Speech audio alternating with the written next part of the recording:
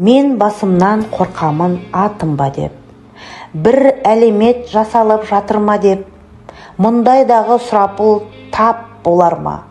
Өзі болған өзімнен пақырға кеп, мен басымнан қорқамын атым ба деп, белгісіз элементтер миымды ойнап, миым қайнап барады, миым қайнап, белгісіз ғаламдарға мекен болып, өз денеме өз басым бұйырмай ма? Бұл ғаламның түбіне жететіндей, сұмдық сынаулар өтетіндей, мен басымнан қорқамын, мен болмасам, атым миым жарылып кететіндей. Жүрген жанем байымай, тапшысынбай, сарсан болдым ертегі бақсысындай, басым қалды жасырын полигон боп, өзім тұрмын мақтаулы шақшысындай.